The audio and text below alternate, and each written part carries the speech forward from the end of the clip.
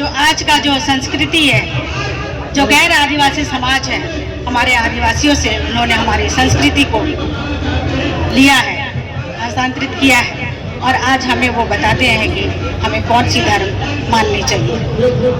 आप सभी जानते हैं कई वर्षों से हम लोग सिर्फ आज ही नहीं, जंतर मंतर में या अपने राज्य में अलग अलग जगहों पर कई सारे धरना प्रदर्शन, आंदोलन और रैलियां की है, लेकिन हमारी सरकारें सुनने को तैयार नहीं।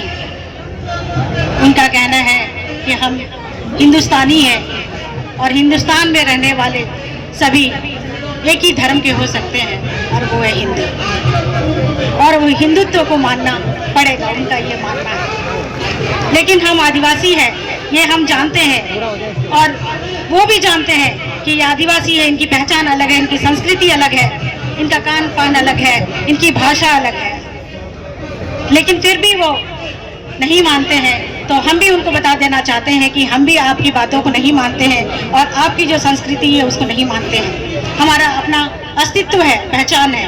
आज हम अपने खान पान, पहनावा और भाषा से जाने जाते हैं कि हम कौन हैं। तो इसी तरह से पूरे देश के आदिवासी, लगभग 15 करोड़ आदिवासी, हमें एक होना होगा, क्योंकि हम पूरे देश में अलग अलग राज्यों में अपने अपनी जगह पे हम लोग अपने धर्मों को अलग अलग नाम से पुकारते हैं, बोलते हैं। लेकिन अगर हमें जनगणना प्रपत्र में धर्म कोड के लिए एक अपना स्थान चाहिए होगा तो हमें एक ही बात पर एक मत होना पड़ेगा, वो है आदिवासी।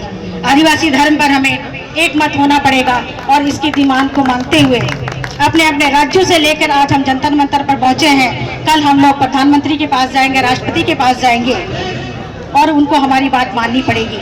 जिस तरह से हमारे भाई ने पहले कहा कि हमारा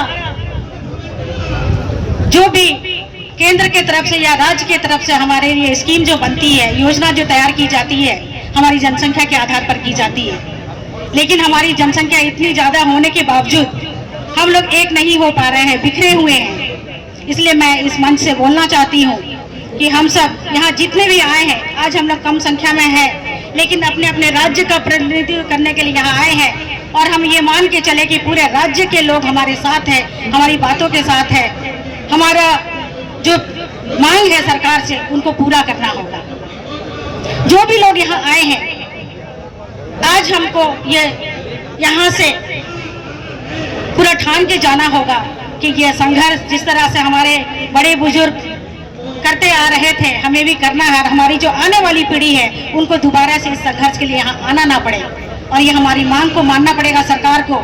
इसी मांग के साथ सारे हमारे भाई बहनों से अपील है कि इस बार की जो जनगणना होगी उसमें हमारा अगर जगह नहीं दिया जाता, हमारे धर्म कोड की वहाँ पर के लिए जगह नहीं दी जाती है, तो हम में से कोई भी उस जनगणना में हिस्सेदारी नहीं लेंगे। ये हमें अपने आप में एक ठान लेना पड़ेगा कि हमको उस जनगणना प्रपत्र का विरोध करना पड़ेगा अगर वहाँ पे हमारे लिए कुछ नहीं रहेगा। जिस तरह के पुराने प्रपत्र में हिंदू, मुस्लिम, सिख, जैन धर्म सबके लिए अलग अलग कॉलम दिया हुआ है, लेकिन हमारे आदिवासियों के लिए जैसे कि 1971 में ट्राइब का एक कॉलम था, उसके बाद धीरे धीरे कालांतर में हटाते गया, फिर उसमें से हमको अलग अलग नाम दिया गया। एक समय ऐसा आया कि हमें क्रिमिनल ट्राइब कहा गया और आज वो जगह से भी हटा दिया गया। उसका मतलब ये है कि हमारी जो वर्तमान सरकार है आने वाले समय में धीरे धीरे हमारा अस्तित्व पूरा खत्म करने जा रही है। इसलिए हमारे जितने भी भाई बंधु हैं जो सोए हुए हैं, अपने समाज को जगाने का काम करें जिस तरह से आप करते आ रहे हैं।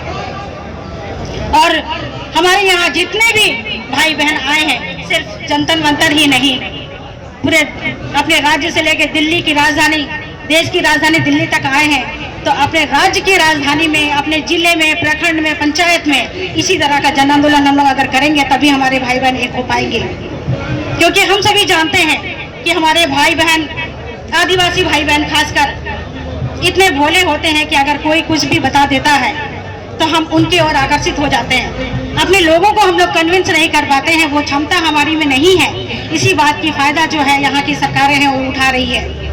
इसीलिए हमें ज़्यादा से ज़्यादा इसका प्रचार प्रसार करने की आवश्यकता है और हमारे भाई बहनों को शिक्षित करने की ज़रूरत है और ज़्यादा से ज़्यादा महिलाओं को जोड़ने की ज़रूरत है, क्योंकि महिलाएं ही घर की अगुवा होती हैं। तो पूरे समाज की अगुवा भी उनको करना चाहिए, उनको ये जिम्मेदारी देना चाहिए। आप भाइयों से मैं अपील करती हूँ कि आप जिस तरह से सब जगह आगे आगे रहते हैं, अपनी घर की महिलाओं को, बहनों को और अपने समाज की महिलाओं को अगर आप इस तरह से आगे लेकर आएंगे तो हमारा समाज जरूर आगे जाएगा और एक दिन सरकार को हमारी बात माननी पड़ेगी और करनी पड़ेगी। हम जो मांग करने के लिए आए हैं वो मांग उनको माननी पड़ेगी।